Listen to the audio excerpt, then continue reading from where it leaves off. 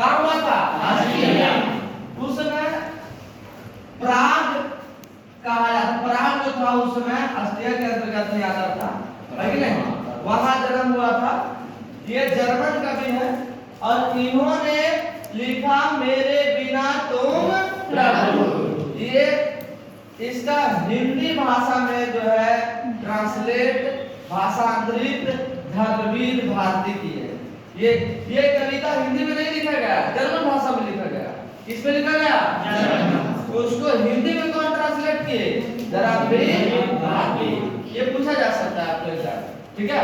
अब देख रहा है, ये टॉपिक से ही लग रहा है कि ये रेनर मारिया रिल्के जो है भगवान से चैलेंज करती है, मेरे बिना तुम प्रभु। मतलब कहना चाहते हैं कि जब हम ही नहीं रहेंगे तो आप प्रभु कैसा?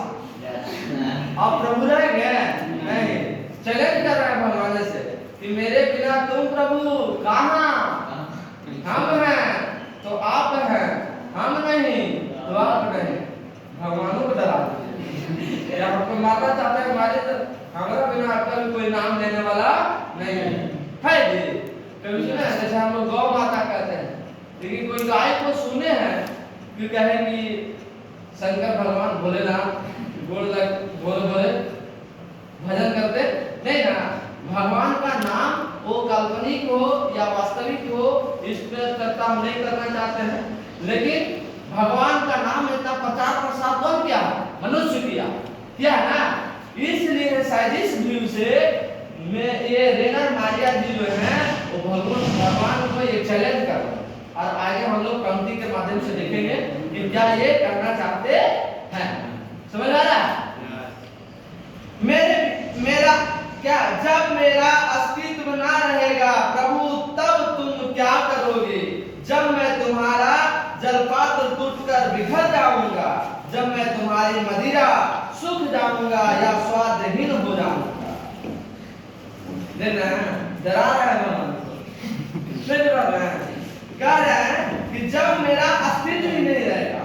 मतलब ये रिल्के जी कह रहे हैं, ईश्वर से कह रहे हैं कि हे प्रभु सुन लीजिए, जब हम ही लोग नहीं रहेंगे, हम मनुष्य नहीं रहेंगे, मेरा अस्तित्व यदि नहीं रहेगा, इस धरती पर प्राणी का अस्तित्व नहीं रहेगा, तो तुम क्या करोगे? तुम्हारा प्रचार प्रसार करने वाला कौन होगा? क्योंकि मनुष्य प्रसार करते हैं कि जैसे बिहार में है तो भोलेनाथ के कोई भी त्योहार आने वाला है, शिवरात्रि आने वाला है, अभी सावन आने वाला है, तो कौन प्रचार कौन किया? मनुष्य। कोई भी भगवान हो उसका प्रचार कौन करता है? मनुष्य। कहता है जब मैं तुम्हारा जलपात्र, खुद को कवि ने जलपात्र बनाया। जलपात्र मतलब जल रखने वाला बर्तन, जलपात्र बताया। खुद को क्या बताया? जलपात्र। टूटकर बिखर जाऊंगा, बहुत बड़ा बात है। यहाँ कहा कि मैं जलपात्र हूँ, आप जल हैं। मैं जलपात्र हूँ और आप क्या हैं? जलपात्र है। लेकिन हे भगवान जरा सोचिए, अगर जलपात्र ही टूट गया तो जल का क्या होगा? समझ रहे बात? चैलेंज है कि नहीं है? चैलेंज करना है कि जब जलपात्र ही टूट जाएंगे, क्योंकि हम मनुष्य क्या हैं? जलपात्र हैं और आप ईश्वर हैं, लेकिन उस जलपात्र में रहने वाले आप जल हैं। लेकिन जरा सोचिए, जलपात्र अगर टूट गया तो आप जैसे जल का क्या होगा? क्या करोगे आप? है कि नहीं? जब मैं तुम्हारी मदिरा, कवि ने खुद को मदिरा, मनुष्य को मदिरा बताया, जंतु को क्या बताया? मदिरा, है कि नहीं? जब मैं तुम्हारी मदिरा सूख जाऊंगा या स्वाधीन हो जाऊंगा, खुद को मदिरा बताया। अब भगवान को मदिरा लेने वाला बताया। समझ रहे हैं कि जब मैं मदिरा हूं, मदिरा मतलब शराब, मदिरा का मतलब क्या? शराब। जरा सोचो, आप मदिरा ले रहे हो और हम मदिरा हैं और हम स्वादहीन हो गए, कोई स्वाद नहीं है मदिरा। या तो तुम गिलास लेके बैठे और गिलास में हम सूख गए, क्या हो? जरा सोचो, प्यास के कभी पूछे गया कि हक हो, बच्चा हो, है कि नहीं? कहा कि एक के बोतल बचते हो, इधर लावन है और लेते के साथ लोटा हाथ से छूट जाए रात भर उसको नींद नहीं आएगा, उसको ऐसा लगेगा कि कितना बड़ा दुख का पहाड़ टूट गया है। आएगा नींद जी, समझो। जब एक याद का स्थिति ऐसा हो जाता है तो सोचो भगवान ईश्वर मैं मदिरा हूं, आपको क्या होगा? मैं सूख गया है कि नहीं, मैं स्वाधीन हो गया। समझ में आया बात? समझ रहे हैं? अगला बात, मैं तुम्हारी देश हूं, तुम्हारी बीजी हूं, मुझे खोकर तुम अपना अर्थ खो बैठोगे। कह रहा है सुनिए, मैं मनुष्य के रूप, हम जो भी मनुष्य हैं मनुष्य के रूप में ही आपका वेश हो, आपका वेश। कोई भी भगवान को, जैसे हम लोग अभी श्री राम चल रहा था, लेकिन किन्हीं ने श्री राम को देखा, अपने आंखों से देखा नहीं है कि नहीं थे, कल्पना मात्र है, क्या है, कोई देखा नहीं है कि नहीं। लेकिन भगवान को भी किस रूप में परोसा गया है? श्री राम को भी राजा दशरथ का पुत्र बताया जाता है। राजा दशरथ क्या थे? मनुष्य थे। क्या थे? मनुष्य थे। भगवान बुद्ध जिनका इतिहास में भी वर्णन मिलता है कि नहीं, वो भी मनुष्य थे, तो बाद में भगवान हुए। यानी मनुष्य के वेश में भी क्या है? भगवान है। और जब मनुष्य ही नहीं रहेगा तो आपका वृत्ति कैसा रहेगा, आपका वेश कैसा रहेगा? आप अगर हमें खो दीजिएगा तो आप अपना भी नाम को मिटा दीजिएगा, क्योंकि आपका नाम को आगे बढ़ाने वाला, आपके वेशभूषा को आगे बढ़ाने वाला, आपके वृत्ति को आगे बढ़ाने वाला एकमात्र मनुष्य है इस पृथ्वी पर। समझ में आया बात? नेक्स्ट, अगर मुझे आप खो देते हैं तो तुम अपना अर्थ खो बैठोगे। जब मनुष्य नहीं रहेगा तो भगवान का अर्थ क्या है? आप अपना भी अर्थ खो दीजिएगा। क्यों? क्योंकि भगवान की चर्चा करने वाला, भगवान की प्रचार प्रसार करने वाला मनुष्य एकमात्र है, जो किताबों के माध्यम से, जो कथा के माध्यम से, जो पुस्तकों और ग्रंथों के माध्यम से, क्योंकि रामायण महाभारत जैसे पुराण जैसे बड़े बड़े धार्मिक ग्रंथ भी किसके द्वारा लिखे गए हैं? मनुष्य के द्वारा। और उस ग्रंथों से किसकी प्रचार होती है? भगवान की प्रचार होती है ना।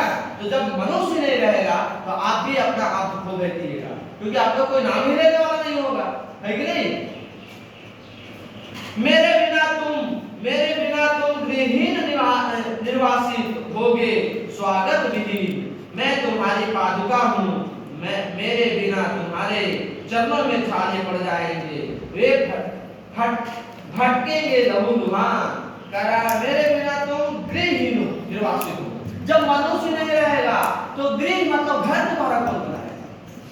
समझो, कोई भी भगवान होता है उसको मंदिर में स्थापित किया जाता है। मंदिर एक प्रकार से भगवानों का घर है ना, है बनाता कौन है? मनुष्य। कोई जानवर थोड़ी ना उसको बनाता है। कौन बनाता है?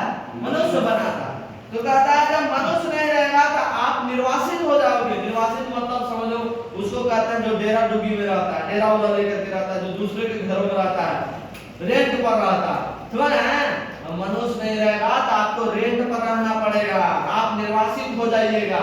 समझ में आ रहा है? स्वागत विहीन हो जाइएगा।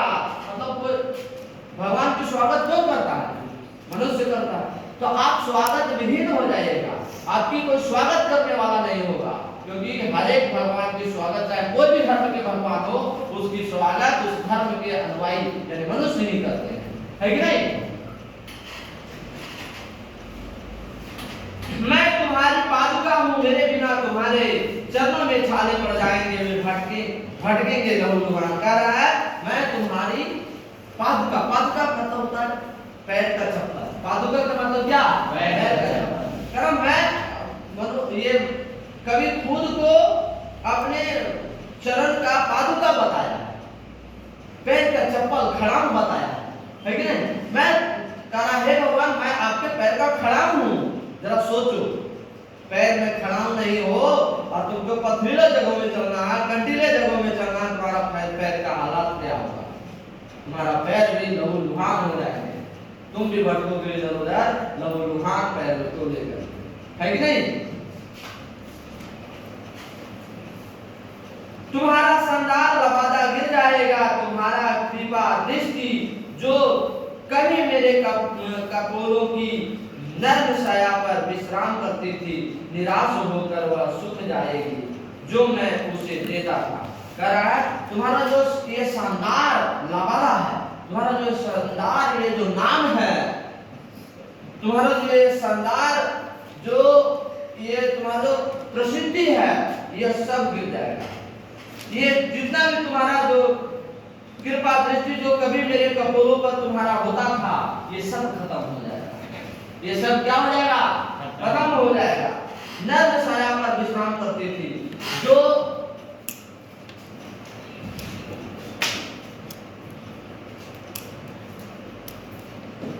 मनुष्य के कारण ही भगवान नर्म छाया। भगवान तो देखो कभी भी इधर उधर पूजा भी करते हैं तो देखो उनका क्या चौकी उकी बढ़िया से सजाया जाता है, हमेशा भगवान को छाया में रखा जाता है, उनकी सिंहासन अच्छी गद्देदार सिंहासन बनाई जाती है कि नहीं? तो ये सारा ये जो नर्म छाया में आप जो विश्राम करती है, वो निराश होकर वह भी सूख जाएगा जो मैं उसे देता था। दूर की चट्टानों की ठंडी गोद में सूर्यास्त के रंगों में घुलने का सुख, प्रभु प्रभु मुझे आशंका होती है, मेरे बिना तुम क्या करोगे, मेरे बिना तुम क्या करोगे। जो कहते हैं भगवान को ये कहते हैं दूर की चट्टानों की ठंडी गोद में सूर्यास्त के रंगों में घुलने का सुख जो मिलता है,